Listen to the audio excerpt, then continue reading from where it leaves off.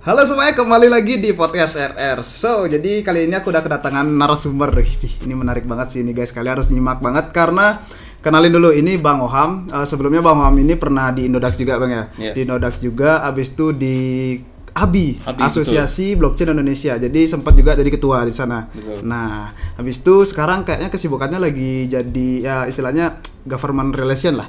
Ya. Akhir-akhir ini kayaknya seperti itu. Ntar saya share deh di akhir. Oke.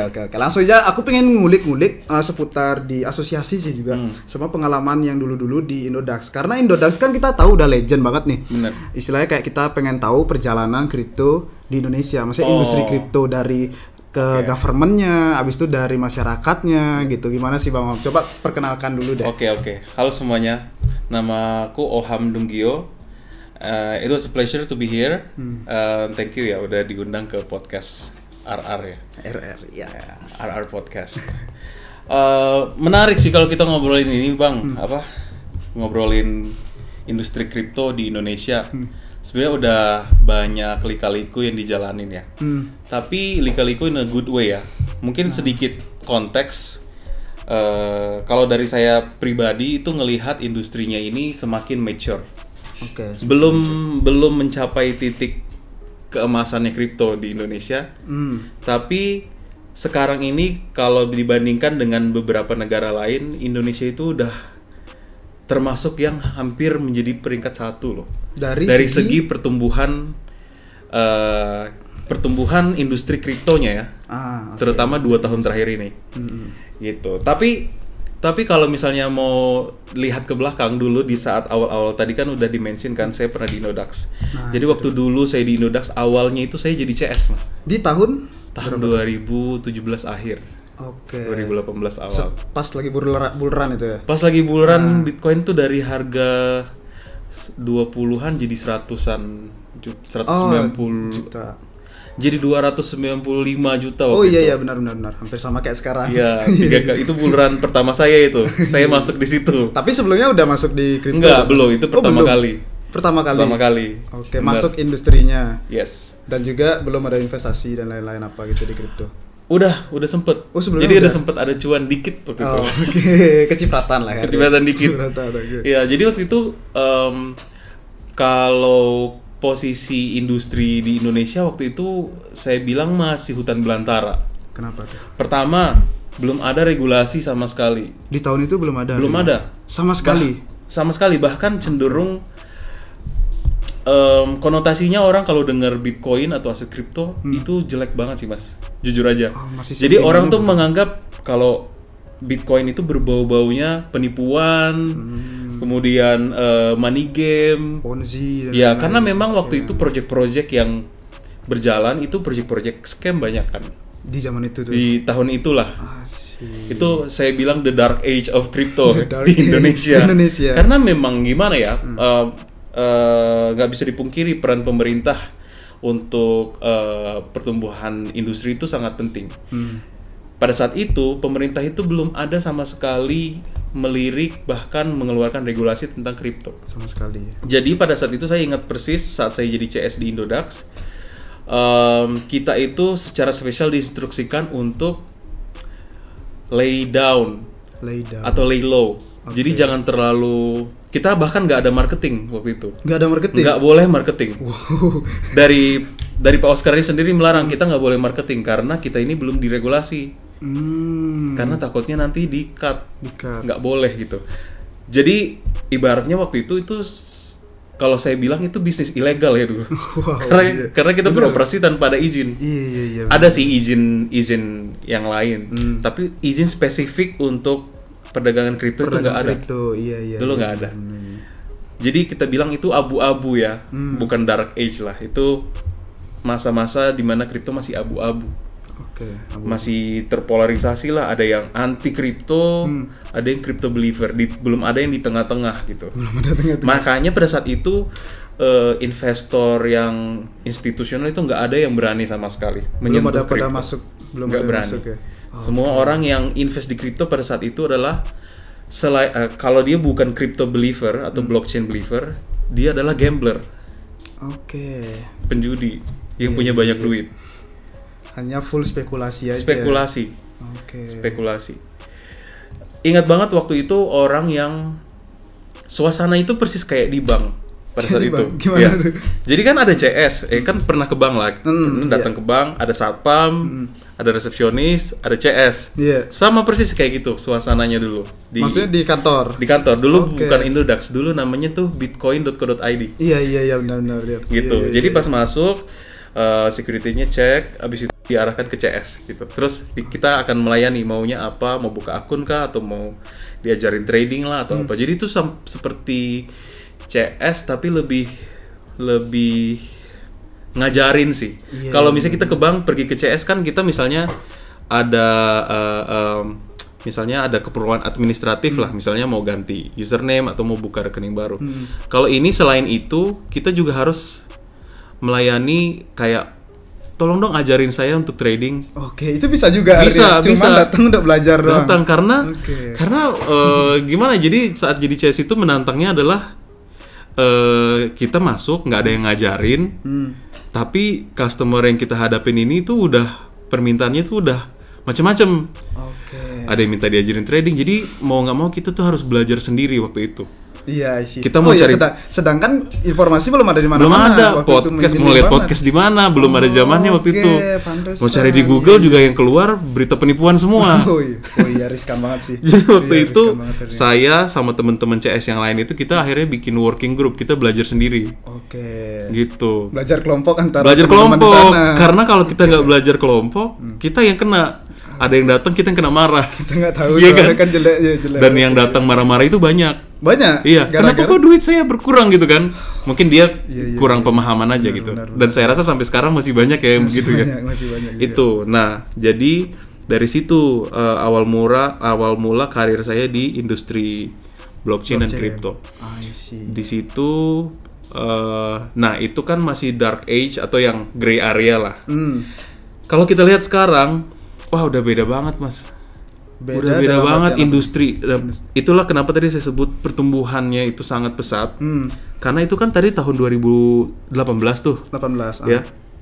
Sekarang 4 tahun kemudian itu industrinya udah beda banget.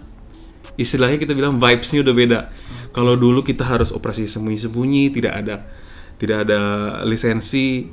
Ibaratnya kan ini barang ilegal atau legal gak ada yang bisa pastiin. Abu-abu. Sekarang tidak hanya kripto itu udah legal, ditetapkan sebagai komoditas di bawah Kemendak namun Bapepti, tapi juga kita itu didukung penuh sama pemerintah. Bahkan pemerintah negara lain itu banyak yang berkiblat ke Indonesia. Peraturannya. Artinya peraturan kita udah dianggap ya lumayan gitu kan. Kalau udah bisa dilirik semua negara luar. Sebenarnya bukan lumayan, tapi di Indonesia itu menariknya adalah kita itu karena dianggap komoditas. Sebenarnya sama US, tapi di US kan masih stuck tuh. Masih tarik ulur mau diurus sama SEC atau sama Koftranya di sana lah. Ya jadi antara OJK sama Bapepti-nya di sana sama persis sama di sini. Cuman bedanya di sini Bapepti-nya udah established dan udah bikin regulasinya udah jalan. Kalau di sana masih tarik-tarikan kan. Iya. Gitu. Nah, di sini itu bahkan peraturannya udah jelas. Peraturannya yang membedakan di sini dengan di luar negeri adalah di sini di Indonesia itu perdagangan komoditas itu berdasarkan undang-undang itu harus terdiri dari 4 badan. 4 badan gimana tuh? Jadi nggak boleh sendiri beroperasi perdagangan. Kalau di Indonesia itu harus ada 4. Yang pertama itu harus ada pedagang fisik. Pedagang fisik ini mungkin kalau orang awam dengarnya apaan sih pedagang fisik gitu ya? Iya, kan kripto digital. Kalau di sini pedagang fisik itu exchanger. Exchangernya. Jadi klasifikasinya itu masuk ke pedagang fisik kalau di pemerintahan. Itu harus ada yang pertama. Di Indonesia udah ada ya, berarti exchanger udah ada kan? Udah banyak bahkan. Sekarang udah berapa? Tapi udah dibatasi juga kan? Bentar lagi dibuka kok, tenang aja. Bentar lagi, bocoran. Ada sekarang yang udah dapat izin tuh 25 atau 26 kalau nggak salah ya. Iya. 26 lah. 26. Itu disebut pasar fisik. Kita sebutnya PFAK, pasar fisik aset kripto. Nah, selain ini butuh 3 badan lagi untuk bisa bertransaksi aset kripto di Indonesia. 3 badan lagi? Iya. Nah, yang berikutnya itu butuh yang namanya kustodian. Kustodian ini fungsinya adalah untuk mengelola aset yang dititipkan oleh semua customer. Ya. Jadi tidak boleh di Indonesia perdagangan komoditas itu pasar fisiknya itu tidak bisa memegang seluruh 100% aset yang diperdagangkan.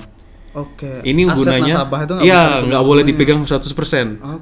Harus ada beberapa porsi yang disimpan di dalam kustodian.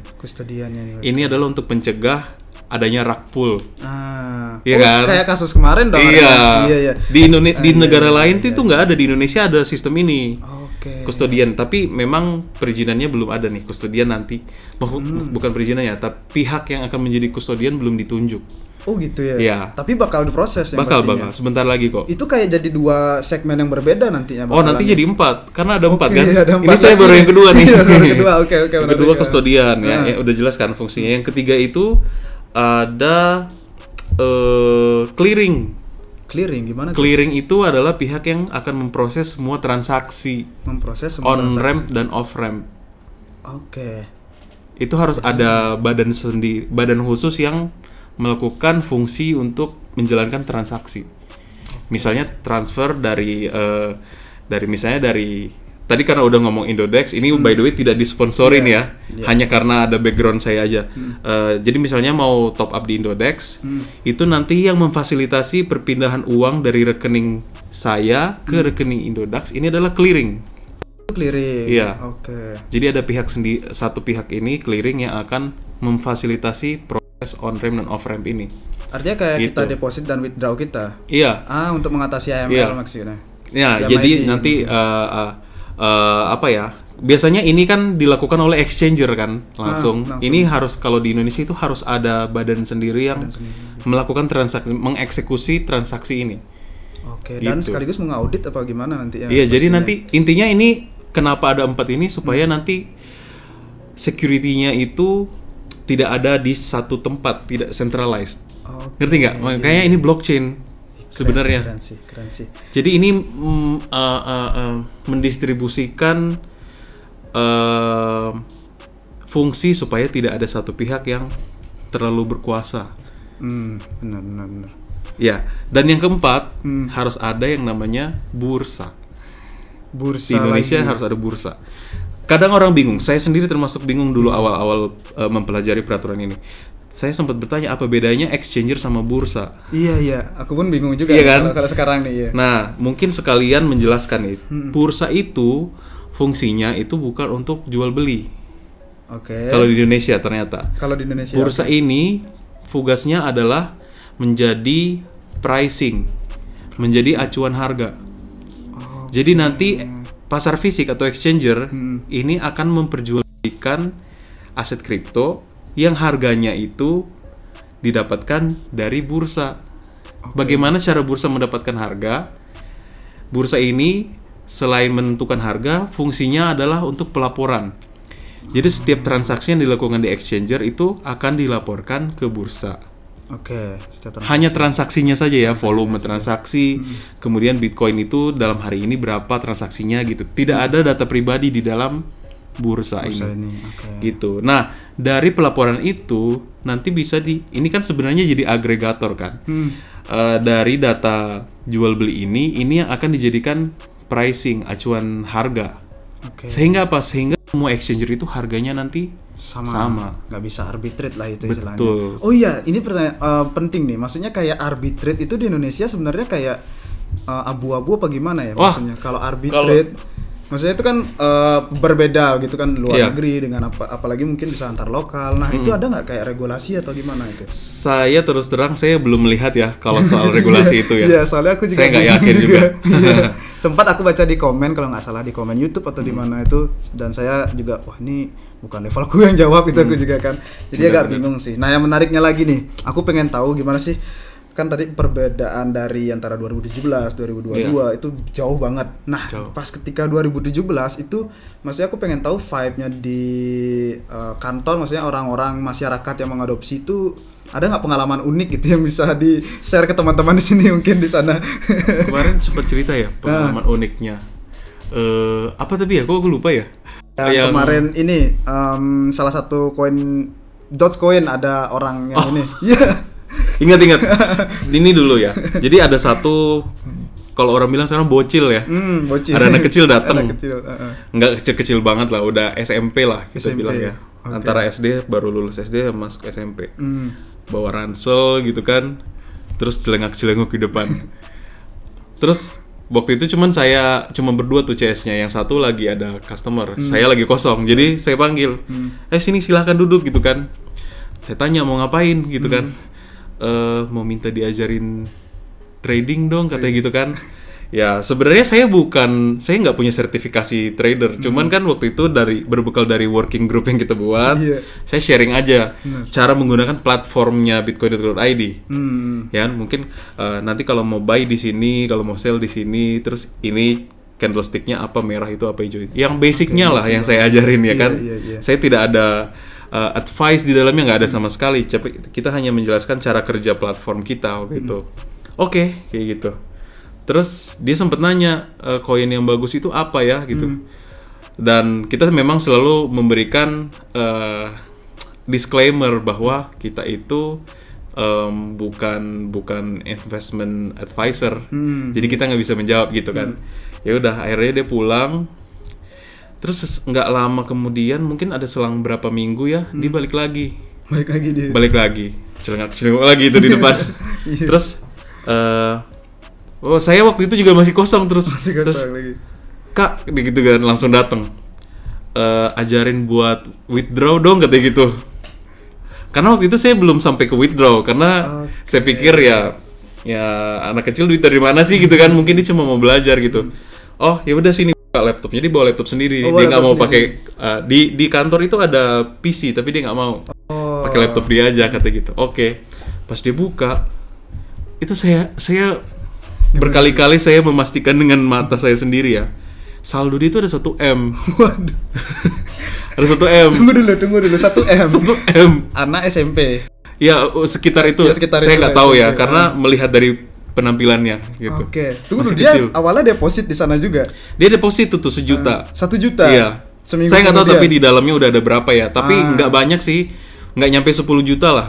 Oke. Gitu. Intinya yang pas saya ajarin itu ada isi, cuma nggak nyampe 10 juta gitu. Oke. Terus dia deposit 1 juta.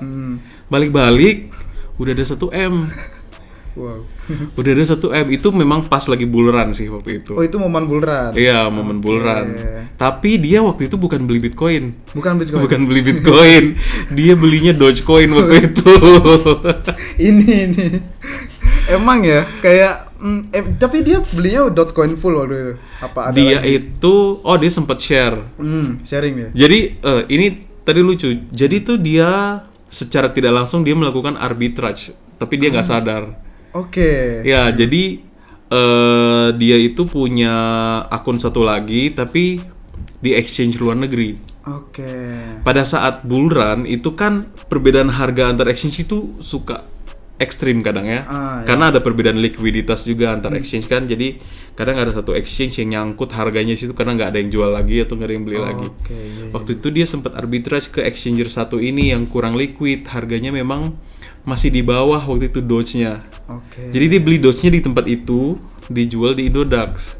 Oh, jadi maksudnya kalau dari perbedaan harga itu, nah tadi kembali lagi ke 4 poin yang penting itu. Poin terakhir bursa. Nah, itu bisa nggak mengatasi hal yang tadi itu? Bisa. Tapi hanya di Indonesia ya. Di Indonesia aja. Iya, hanya antar exchanger yang ada di Indonesia. Kalau udah skala global udah nggak bisa dong. Oke, itu beda lagi ya beda lagi. Maksudnya. Oke. Bener. Oke, ini pengalaman menarik ya. Maksudnya kayak seumuran kita, mungkin dari Bang Oham sendiri melihat anak yang masih terbilang. Terus kemarin pada heboh sekantor kan ngeliatin. Akhirnya ditanyain, duitnya mau dipakai buat apa, Dek? Terus dia nggak tahu, dia bilang gitu. Akhirnya dia pulang, tapi saya minta minta satpam situ buat anterin Pak sampai depan. Takut diculik. Tapi udah withdraw dulu. Dia waktu itu nggak withdraw. Tapi udah dijual, jadi udah jadi saldo ya. Wow. Udah jadi rupiah. Itu pengalamannya Mas ya. Iya. Ada banyak sih pengalaman, tapi itu yang paling berkesan sampai sekarang saya nggak bisa lupain. Dengan Dogecoin ya di waktu bull run. Tapi kalau dari pengalaman Bang Oham deh, maksudnya melihat pergerakan adopsi. Kalau sekarang kan kayak udah banyak banget nih ada exchange, kita tuh kayak lebih gampang mengedukasi. Abis itu kalau kayak dulu dengan sesulit itu dari keseharian tuh kayak banyak nggak orang-orang yang udah minat, maksudnya gitu. Kalau dulu itu selama itu. Kalau dulu itu minat itu kurang. Minatnya kurang banget tadi. Kurang ya. Karena ada stigma di masyarakat yang tadi saya sempat bilang bahwa Bitcoin itu identik dengan penipuan, money game. Makanya mereka tuh mau jauh-jauh nggak mau sentuh Bitcoin pada saat itu.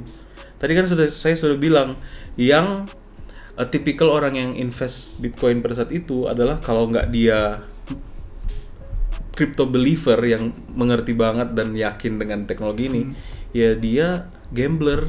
Nah, kalau dilihat dari situ di tahun 2017 menuju 2018, kapan sih terbentuknya regulasi di Indonesia? Waktu itu kan dari Bang Oham langsung dapat pindah ke ABI, fokus ke asosiasi jadinya. Bener. Nah ini kan kayak tiba-tiba switch, maksudnya kan pasti ada yang dikerjakan di dalam asosiasi. Gimana tuh Bang?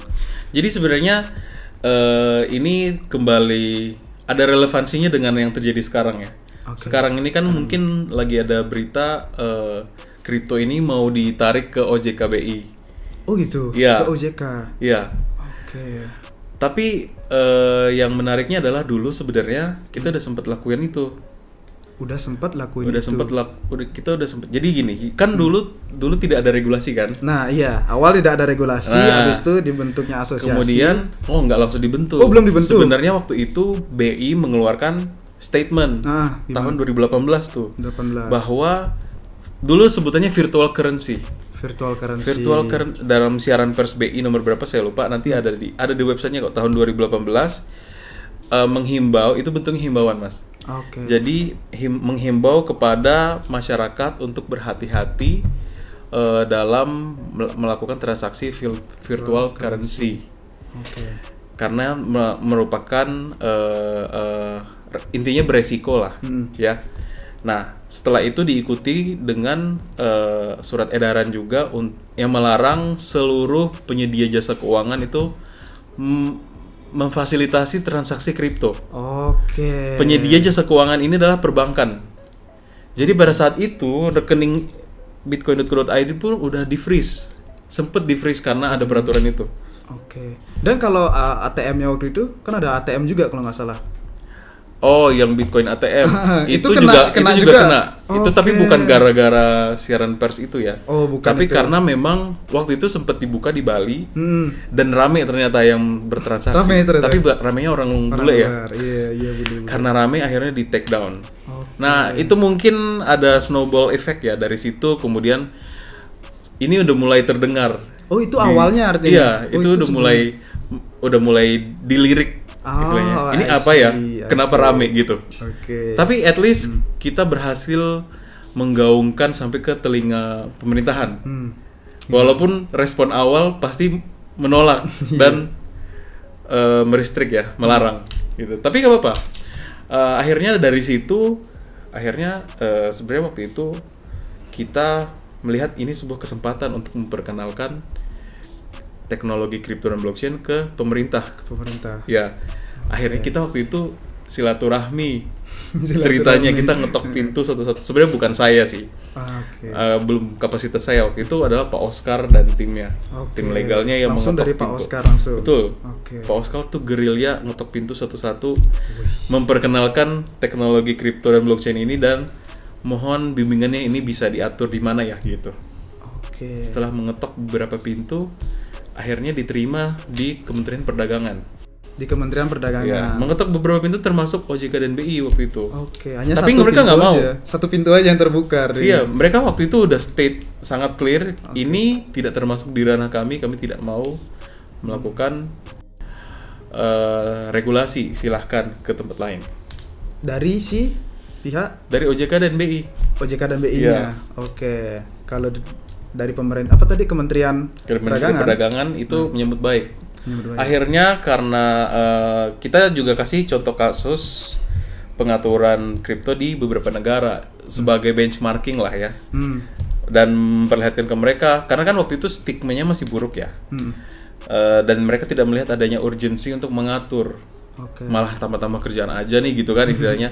Tapi setelah kita jelaskan, akhirnya Kemendak, wah ini sih komoditas ya gitu. Akhirnya memang di tahun 2018 juga udah di akhir itu dikeluarkan peraturan menteri di Kementerian Perdagangan. Nanti diletakkan aja link untuk ke permennya, bahwa secara resmi akhirnya di Indonesia itu kripto dianggap sebagai komoditas, bukan alat pembayaran. Dan itu sampai sekarang ya. Iya. Bukan sebagai currency gitu. Sebagai currency. Dan akhirnya bersinergi juga dengan BI OJK, mereka pun setuju bahwa kripto nanti akan diatur oleh badan di bawah Kementerian Perdagangan sebagai komoditas.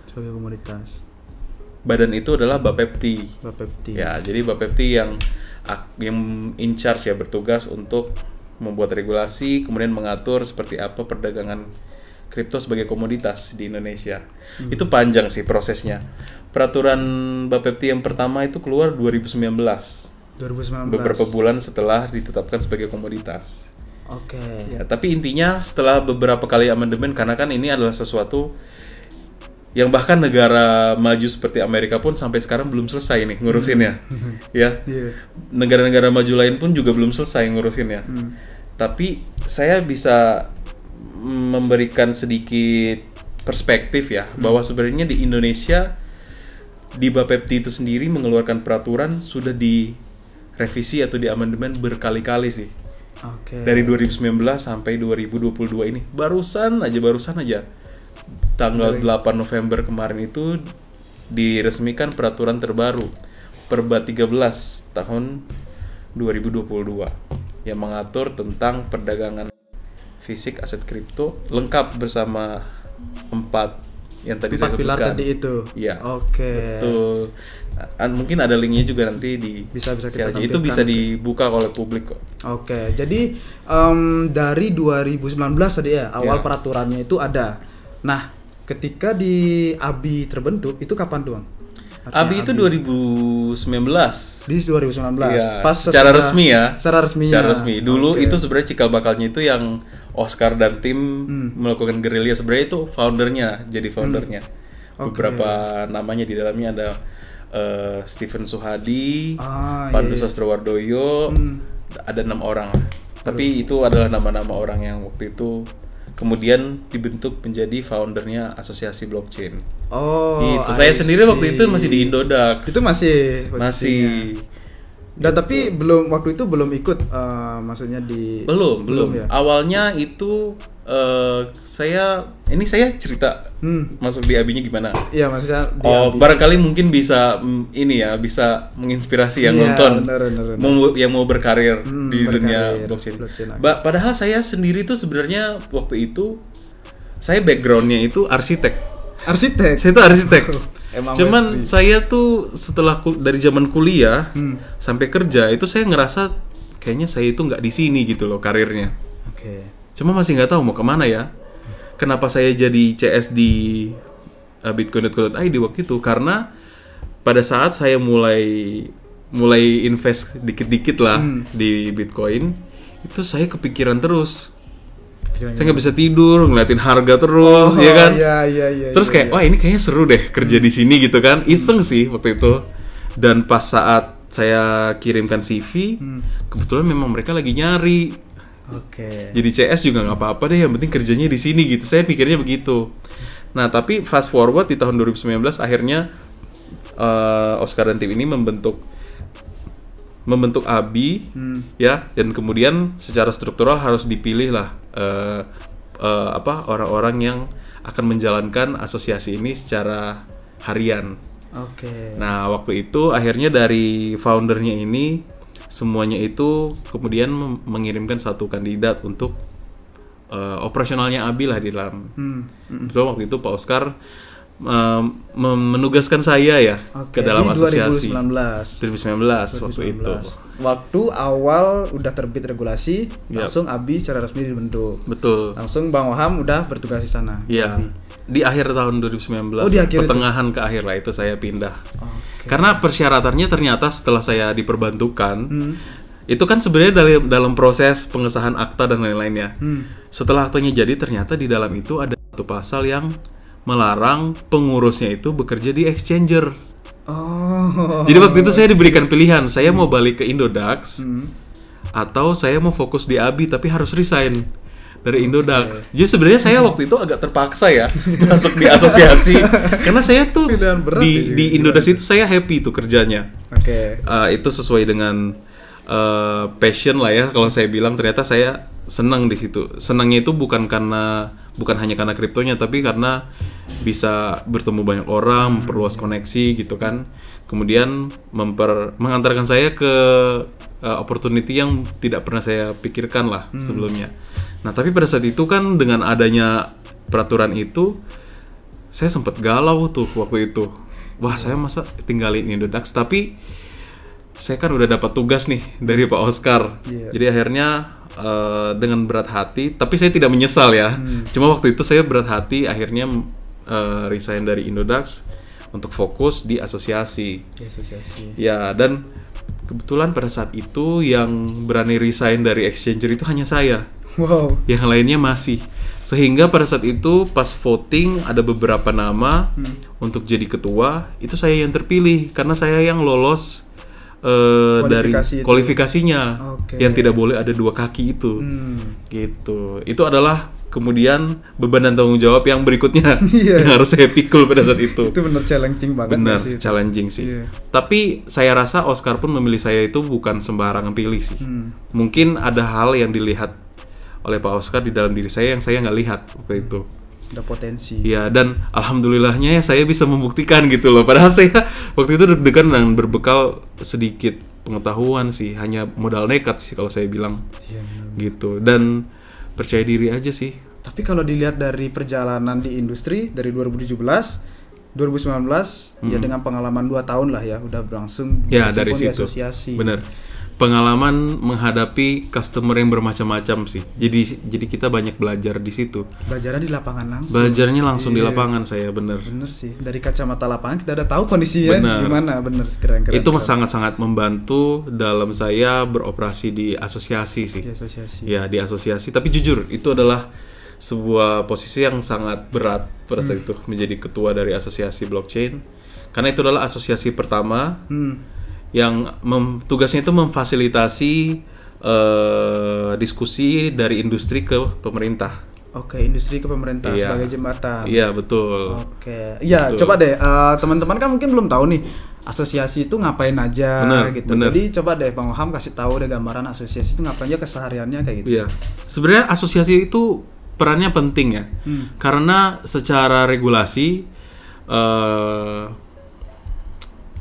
industri pemimpin-pemimpin di industri itu tidak boleh bertemu langsung dengan pemerintah.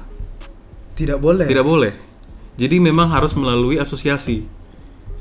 Di Indonesia itu seperti itu, makanya setiap industri itu ada asosiasinya.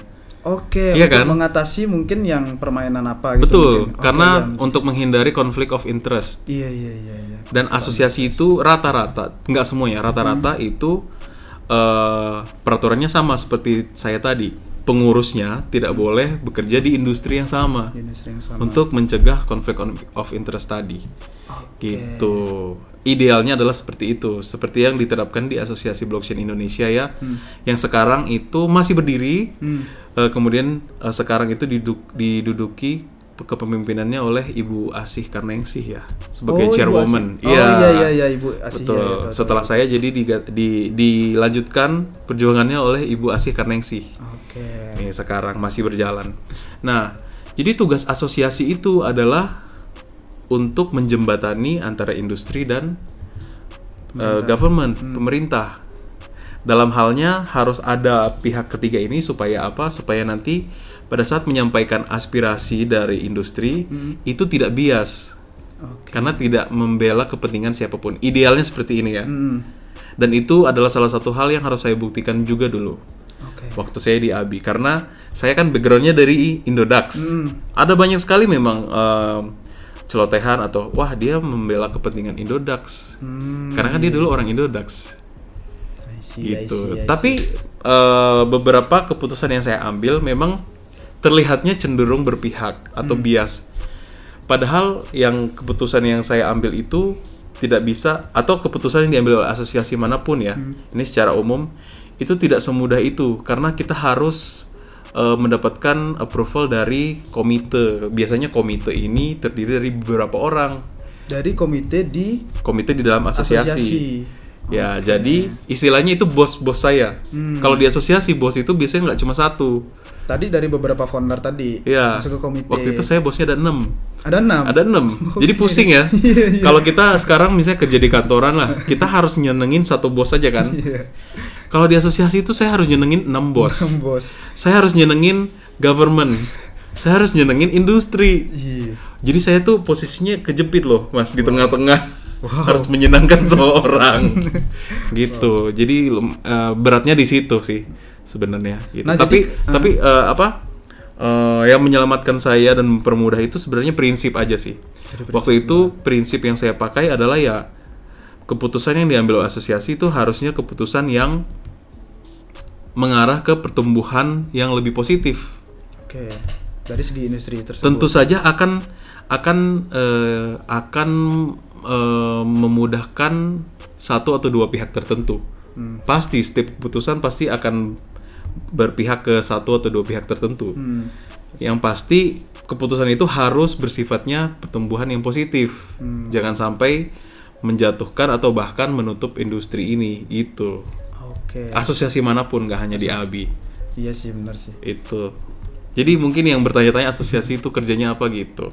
Oke, selain menjembatani nih, pasti ada dong kayak tadi kan kesibukan lain. Maksudnya dari asosiasi itu selain menjembatani dan juga kayak ada mungkin sebagai apa ya? Peraturan pemerintah dibuatkan. Iya. Nah, mungkin dari pihak asosiasi itu ada hubungan dengan government, maksudnya secara tidak langsung dari segi edukasi, maksudnya kayak contohnya deh, rilisnya token-token yang bisa dijual di Indonesia. Nah, itu mungkin dari siapa nih yang menentukan? Atau government konsultasi bareng ke asosiasi atau dari industri langsung terjun? Nah, gimana tuh prosesnya tuh? Aku pengen tahu. Kalau sekarang di Indonesia tuh sebenarnya asosiasi nggak cuma satu. Kalau sekarang udah banyak ya. Ada dan kebetulan saya dekat sama itu semua. Ada selain ABI itu ada Aspakrindo, ada asosiasi blockchain syariah bahkan sekarang. Oh, itu aku nggak tahu ya. Itu baru. Baru juga. Iya, ada asosiasi blockchain syariah. Kemudian untuk exchanger ya ini asosiasi untuk asosiasi ada Indonesian Crypto Customer Association, ICCA. Customer Association. Iya. Ada 4 itu deh setahu saya. Yang saya tahu ya.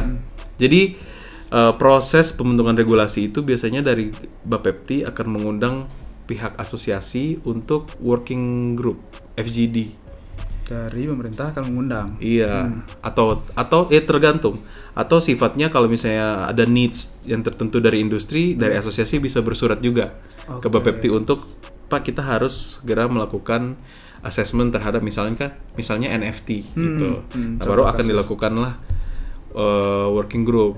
Kemudian akan melihat pros and cons apakah perlu diatur atau tidak gitu. Nah, kalau misalnya token tadi itu melalui proses yang sangat panjang ya. Itu panjang banget. Panjang sih. Mungkin kalau selalu dilakukan hanya akan bisa update setiap 6 bulan sekali. Lumayan juga ya. Kalau sekarang kan masih setahun sekali kan update-nya, bahkan lebih dari setahun. Gitu. Karena memang dinamika di dalam crypto industry itu sangat cepat. Sangat cepat banget. Sehingga saat kita lagi discuss aja itu udah berubah. Iya, itu dia. Padahal discussnya itu lama dan berkali-kali gitu. Itu sih yang membuat kadang dari regulator itu juga berat ya, karena mereka itu tidak hanya mengurus kripto. Kalau Bapepti tidak hanya kripto kan yang diatur, komoditas fisik yang kayak karet, emas, silver itu kan juga diatur. Oh, tapi nggak ada divisi khususnya, maksudnya dari Bapepti ada divisi khusus? Divisi khusus kripto enggak. Nggak ada. Jadi gitu divisinya ya? itu hanya terpisah dari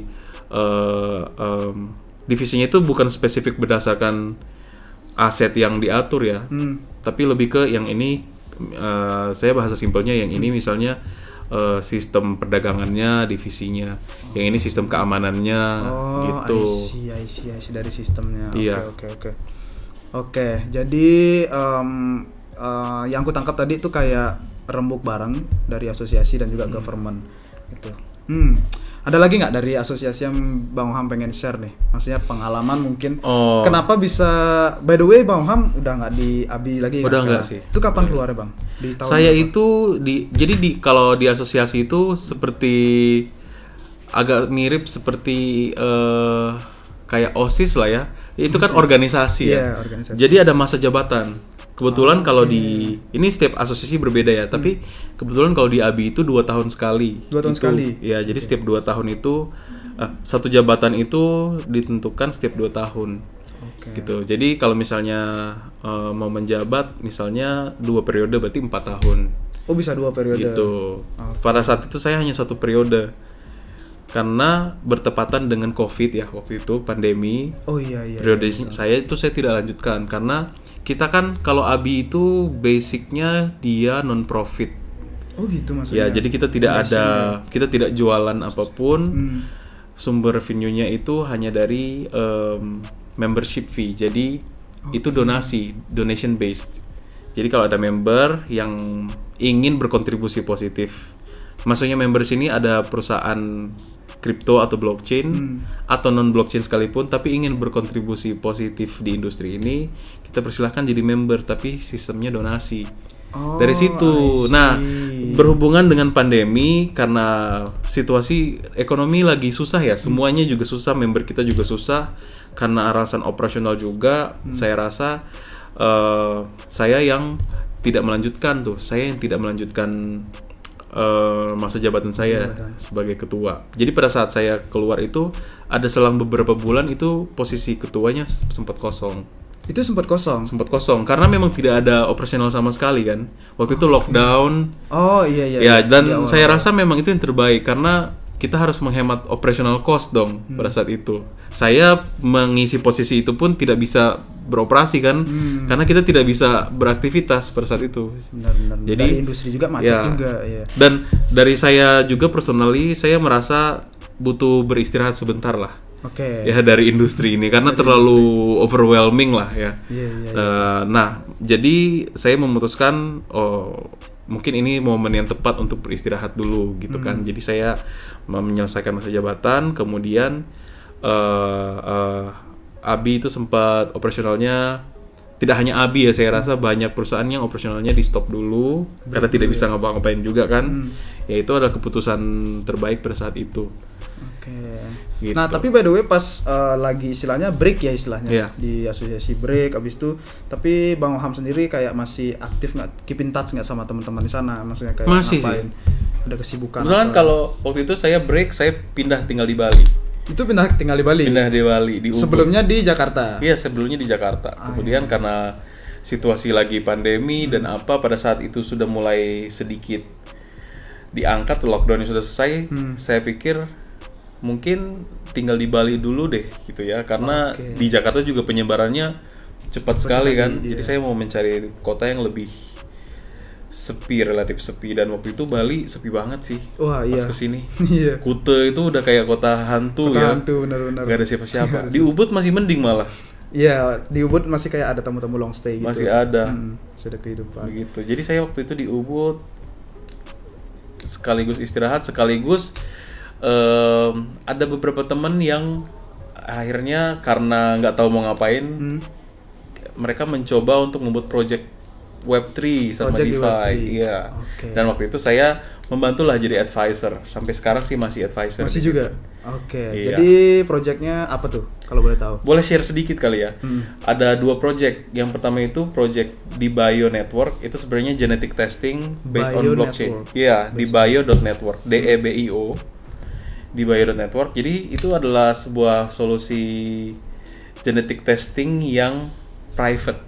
Kenapa kita sebut private? Karena bisnis model genetic testing ini tuh menarik. Karena cara mereka mendapatkan revenue itu selain dari fee yang mereka bayarkan untuk tes genetik, sebenarnya part of the revenue itu adalah dengan memperjualkan memperjualbelikan data genetic testing itu ke pihak ketiga.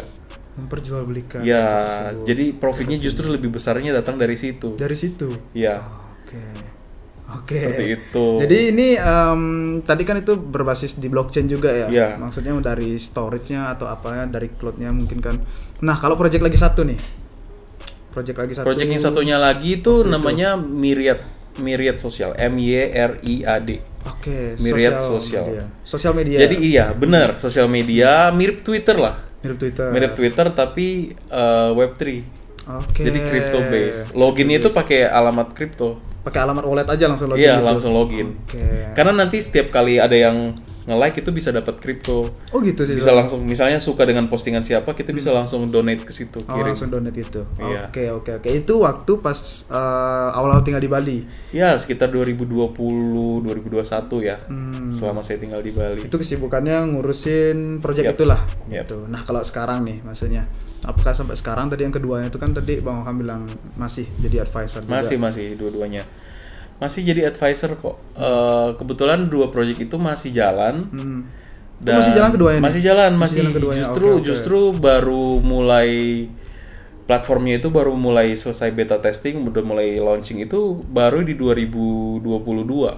Oh, baru dong. Iya. Karena kan waktu itu baru start. Baru mulai konsep, baru mulai cari investor, kemudian bangun sistemnya seperti apa gitu. Kebetulan tapi CEO-nya itu kan Pak Pandu Sastrowardoyo. Kalau kenal Pak Pandu udah malah melintang di dunia blockchain dari jauh sebelum saya gitu loh. Dan background-nya kan dari IBM juga kan dulu, itu sangat membantu mempercepat membangun platform itu. Oke. Gitu. Jadi belum keluar dari industri kripto. Belum, masih di blockchain. Nggak bisa mas. Kalau udah masuk industri blockchain itu nggak ada pintu keluarnya. Wow. Ayo teman-teman. Nggak ada pintu keluar teman-teman. Nggak ada pintu keluar teman-teman. Nggak ada, udah masuk, udah nyungsep. Makin deep dive aja, ya. Makin deep dive aja. Oke. Nyebur aja sekali kan. Jadi abis itu 2020 pindah ke Bali. Aku pengen tahu nih, kan Bang Oham juga masih di industri blockchain sekarang. Aku pengen tahu outlook-nya. Kayak tadi aku juga merasakan betapa cepatnya industri itu bangkit dan berkembang, ada yang jatuh, ada yang tumbuh kan gitu. Aku pengen tahu dari outlook kacamata Bang Oham selama di dunia blockchain dari tahun 2017 sampai sekarang ini, kayak banyak banget ada project yang udah mulai build di Indonesia kan. Gimana sih? Real project ya, bukan project kaleng-kaleng. Iya, bukan project hype aja. Gimana tuh Bang dari outlook-nya Bang Oham? Outlook-nya ya? Sebenarnya kalau outlook, tadi di awal saya sempat mention bahwa di Indonesia ini industri kriptonya itu belum mencapai zaman keemasan. Ya. Menurut saya dari 2019 semenjak peraturan keluar sampai sekarang kan baru sebentar ya, baru sekitar 3 tahun ya. Dan tapi dari 3 tahun itu pertumbuhannya karena didukung dan disupport oleh government, itu sudah mulai banyak project-project yang real, yang hadir ya, dan yang lahir dari situ. Dan saya rasa mungkin untuk the next 5 years itu akan lebih banyak lagi project yang mulai bisa bukan hanya real project, tapi udah menjadi project yang digunakan oleh banyak orang, membantu hidup banyak orang. Karena kan sebenarnya untuk mencapai zaman keemasannya, misalnya kalau sekarang kan zaman keemasannya sosial media sebenarnya, mungkin sudah lewat ya tahun lalu atau 2 tahun lalu, tapi masih on its peak nih, menurut saya masih di peaknya sosial media. Jadi masa keemasannya sebuah industri itu adalah jika industri ini itu bisa digunakan oleh orang atau balita. Anak kecil. Iya, adopsi lumrah banget. Adopsinya itu udah semudah itu. Iya, benar. Kripto itu belum bisa sampai di situ. Iya, benar. Masih sangat early banget nih masih sekarang. Sangat complicated ya. Bahkan orang dewasa yang punya pemikiran kognitif dan kemampuan untuk memproses data secara lebih kompleks itu masih bingung. Ya kan? Tapi kalau kita lihat sosial media, kita ambil TikTok lah. Itu yang main TikTok tuh bocil semua loh. Iya, benar-benar. Oh, mereka langsung begini udah ngerti. Iya, nggak perlu diajarin. Iya, itu adalah salah satu contoh atau barometer melihat ini industri ini udah mencapai zaman keemasannya atau belum. Kalau sudah digunakan oleh semua kalangan, bahkan orang-orang yang difabel sekalipun bisa pakai. Orang yang buta, tuli bisa menggunakan, kan sosial media sekarang udah bisa. Begitu. Cara menggunakannya beda, tapi bisa ada cara. Kalau kripto itu masih belum bisa serve banyak market yang untapped atau market yang belum di-enable oleh kripto itu masih sangat besar. Artinya untuk di tahun sekarang, ketika kalau kita lihat udah banyak banget industri yang dibangun, tapi ini masih early banget. Misalnya ada teman-teman yang baru banget nih pengen join kripto, maksudnya kenal blockchain, ini masih kategori early banget. Early banget. Kalau kripto udah mulai mau masuk ke, kalau kripto udah lebih advance lah ya. Tapi kalau blockchain masih early banget. Early banget dari industri ini. Artinya masih banyak opportunity dong seharusnya. Oh, banyak sekali. Belum ada 10% kali ya yang masih banyak. Coba deh, maksudnya istilahnya gini, ibaratnya tuh kalau mau dibandingkan industri blockchain sekarang, itu seperti udah sampai di mana? Itu sama seperti kalau viewers ada waktu ntar nonton aja di YouTube. Waktu itu Bill Gates di tahun 95 pernah diundang di acara news TV lah, bukan, acara talk show lah. Di situ Bill Gates itu menjelaskan internet itu apa, email itu apa ke hostnya acara itu. Tapi dia diketawain. Aku sempat nonton videonya itu. Ada, udah nonton kan? Coba deh cari Bill Gates explaining internet 1995, cari. Itu ada. Itu pada saat itu, ya waktu itu juga nggak ada YouTube ya. Tapi kalau kita lihat, kalian itu bisa melihat posisi blockchain itu sama persis sama seperti internet tahun 95. Dimana internet waktu itu selain untuk email, orang nggak tahu internet itu buat apa. Bukan orang ya, tapi the builders, orang yang membangun internet pun mereka nggak tahu internet ini akan kemana. Orang yang awam bahkan tidak tahu kalau internet itu ada. Nah sekarang kalau kita bandingkan dengan blockchain, Bill Gates itu adalah orang-orang yang sekarang berkecimpung di dunia blockchain kayak kita. Sudah mengerti ada kripto. Tapi kita masih nggak kebayang selain kripto atau Web3 atau NFT, blockchain ini dipakai apa ya? Tapi kalau kita disuruh jelasin kripto, bisa lah kita jelasin.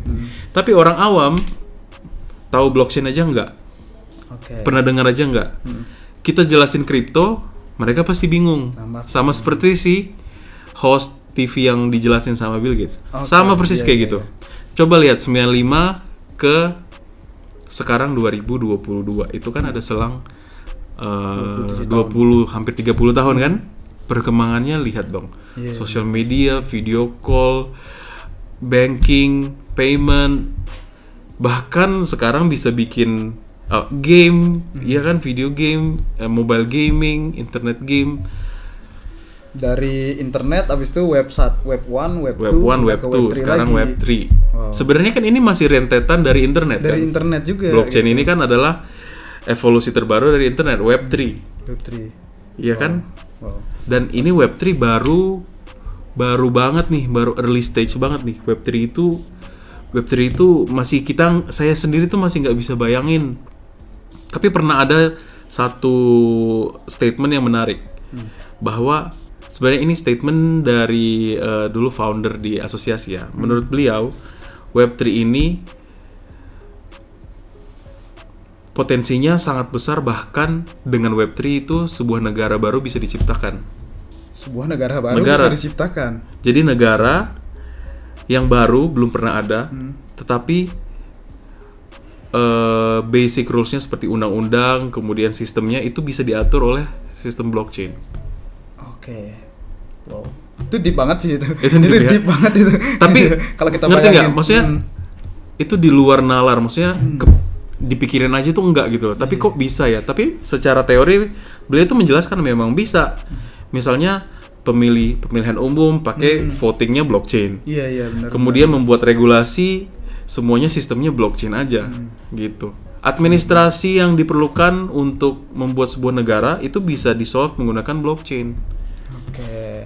Oh iya. Payment, Kemudian simpan data healthcare, data penduduk, semua itu bisa di dalam blockchain. Itu maksud beliau kenapa bisa membuat sebuah negara menggunakan blockchain. Wow, artinya jangkauan blockchain ini luas banget. Nggak terbayang. Iya. Nggak terbayang. Bener. Jadi kalau ada teman-teman yang tertarik atau mungkin sedang berpikir ya, atau mungkin sedang di reach out sama perusahaan Web3 atau blockchain tapi masih galau, emangnya ada masa depan di situ? Ada banget. Oke, sebelumnya pernah ada pertanyaan gini Bang. Teman-teman audiens RR itu dia bingung, maksudnya dari segi masa depan bisa dibilang dari blockchain, bisnis apa sih yang ada bisa di blockchain? Oke. Nah, mungkin dari teman-teman sebagian tuh masih mikirnya apakah exchange saja bisnisnya gitu, selain dari project-project kripto gitu. Yang kayak tadi Bang Oham jelaskan tuh kan kayak ini masih luas banget nih. Opportunity-nya masih banyak banget gitu. Mungkin dari healthcare juga masuk kayak tadi. Dari dari hospitality mungkin bisa juga. Nah, mungkin Bang Oham ada gambaran nggak industri kayak ke depannya gimana tuh? Waduh, saya bukan cenayang ya. Karena lucu, karena dulu saya sempat undang salah satu TV, kemudian kan suka ada overlay gitu kan, nama, kemudian habis itu topiknya sering dibahas. Waktu itu saya bahas NFT, tapi itu overlaynya ditulis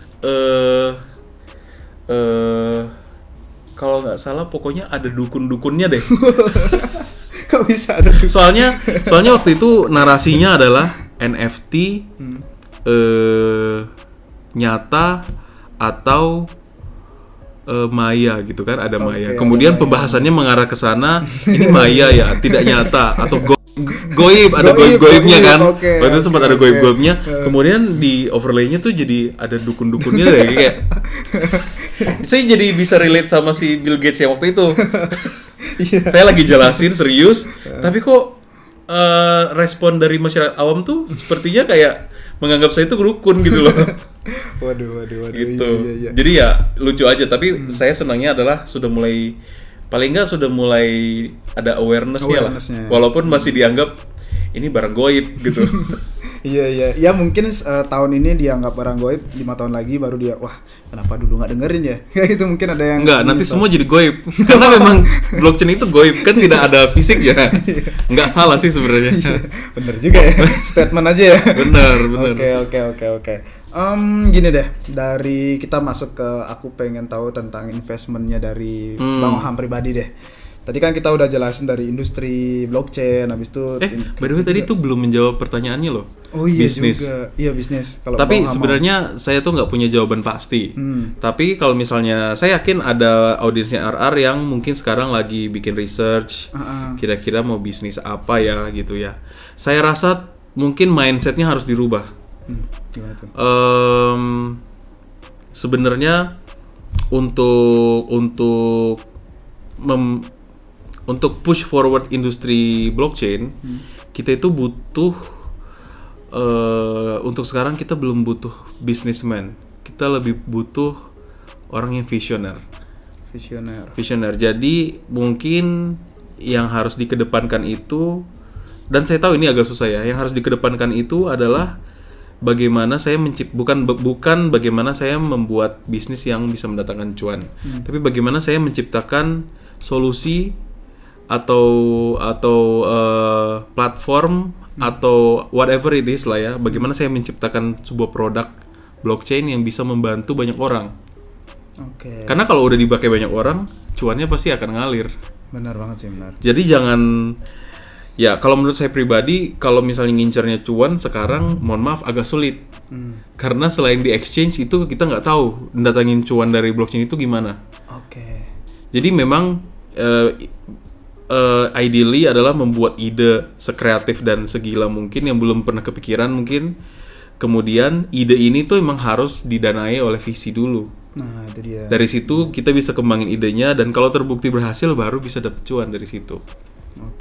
Gitu. Jadi memang harus banyak yang visioner dan melihat apa yang tidak dilihat orang awam ya. Artinya ya PR-nya itu harus ya pahami blockchain dulu. Iya, paling nggak paham dasarnya. Di Republik Rupiah suka bahas tuh blockchain 101 lah, di situ lihat aja. Nontonin aja dulu video yang lain. Basically lah nonton itu dulu. jangan apa istilahnya, biar nggak nyebur masuk ke kripto tapi nggak paham blockchain. Bener. Gitu kan, kayak kasihan. Soalnya nggak ada pintu keluar kan. Jadi kalau nggak paham nyebur tenggelam. Iya. Kalau udah paham paling nggak bisa ngambang ya. Ngambang, ngikut arus. Ikut arus dulu, nanti bisa ke permukaan kalau berhasil tuh. Itu dia. Oke, jadi aku pengen next nih, langsung kita masuk ke investment. Jadi nggak jauh-jauh dari basicnya Bang Oham juga nggak, maksudnya dari basic berkecimpung di dunia blockchain dan kripto. Kan berbau-bau investasi. Dari investasi pribadi Bang Oham gitu. Maksudnya full ke kripto atau gimana? Saya investasi. Secara general ya. Iya, general. I see. Kalau saya nggak usah ditanya sih, saya full kripto. Full kripto. Oke, rata. Saya bahkan nggak pernah buka rekening RDN, itu nggak pernah.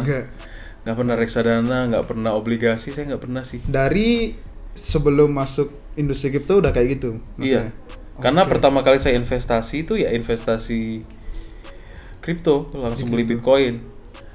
Sempat waktu itu mau mencoba diversifikasi ya, karena banyak sekali kan obrolan. Tapi ini bukan investment advice ya, ini adalah murni saya sharing. Karena kan setiap orang itu kan profil risikonya beda-beda.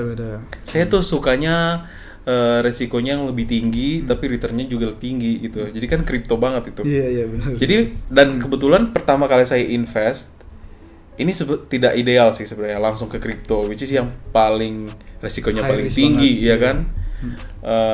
Dan tapi karena saya sudah ngerasain itu, begitu saya coba investasi yang lain itu kurang nendang. Kurang nendang ya menurut saya. Kayak level kepedesan juga ya. Iya, kayak kalau makan udah pedes banget, begitu makan yang nggak pedes, nggak ada rasanya gitu.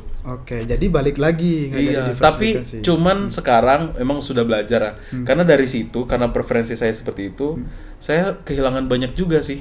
Resikonya. Ya, resikonya karena terlalu tinggi. Jadi saya nggak menyarankan teman-teman untuk full 100% ke kripto. Karena saya sekarang kalau mau mulai diversifikasi, kan tadi saya full 100% kripto. Sekarang itu saya mau di dua aja. Jadi di kripto sama deposito aja. Jadi yang paling atas dan yang paling bawah. Iya. Kayak saya nggak mau main di tengah-tengah. Nggak di tengah-tengah harusnya. Jadi yang saya orangnya ya ekstrim sekalian, aman sekalian. Sekarang saya memilih dua-duanya. Porsi yang aman tetap harus ada ternyata ya, setelah belajar dari kesalahan itu. Tapi saya tetap mau yang ini nih, si Bitcoin ini. Masih dominan ke sana. Bukan Bitcoin sih, tapi lebih ke proyek token lah. Altcoin lainnya. Ya, altcoin. Menarik. Nah, yang aku pengen tahu lagi nih, isu-isu di 2023. Nah, saya tahu nih mau bahas apa nih. Nah, itu dia. Maksudnya dari planning seorang Bang Oham deh, aku pengen tahu, yang udah lama berkecimpung di dunia blockchain lah. Pastinya kan tahu big company kemarin ada layoff dan besar-besaran dan lain-lain, ada isu resesi. Mungkin dari personalnya Bang Oham ada nggak plan apa gitu di 2023? Mungkin biar teman-teman biar dapat perspektif baru. Bener. Gitu mungkin. Insight baru gimana tuh? Ini klarifikasi dulu aja. Ini 2023 apakah membahas tentang ada video yang viral kenapa 2003 itu bisa resesi dan lain-lain ya? Iya. Maksudnya ke situ. Isu-isu ke sana. Kebetulan kan Bang Oham di Bali datang ke G20. Barusan ini baru datang pakai batik. Iya. Sebenarnya saya nggak batik banget, orangnya saya casual, cuma hari ini masih pakai batik. Batik banget. Iya. Nah, mungkin dapat insight baru juga di sana apa gimana nih, coba sharing dong. Sebenarnya di situ nggak menitik beratkan ke situ sih. Justru yang dibahas itu bagaimana caranya bangkit. Recover together, recover stronger kan. Jadi saya suka itu acaranya itu, instead of focusing on negative things, they are focusing on how we can, overcome and strive as a nation gitu loh. Karena kalau mungkin mereka semua menganut paham law of attraction ya. Jadi kalau kita misalnya berpikir positif atau apa ya, kita akan mendapatkan hasil yang positif. Nah, tapi di dalam situ akhirnya yang disepakati adalah bagaimana caranya melawan isu-isu untuk resesi itu. Ya, jadi creating more jobs, creating new. Jadi sebenarnya ada 3 hal yang difokusin kan, healthcare, kemudian digital transformation, dan satu lagi itu apa saya lupa deh. Karena tadi itu masuknya ke digital transformation kan. Jadi dari 3 sektor ini itu sebenarnya bisa menciptakan lapangan kerja baru yang harapannya itu bisa meminimalisir atau bahkan mungkin bisa meredam efek negatif yang ditimbulkan oleh resesi. Isu resesi. Iya, sebenarnya bukan isu resesi sih, karena memang sudah mulai kita lihat sekarang pun ada beberapa negara kan yang sudah masuk resesi. Iya, benar. Tapi berita baiknya Indonesia itu nggak akan masuk secara teknis. Indonesia itu tidak akan resesi.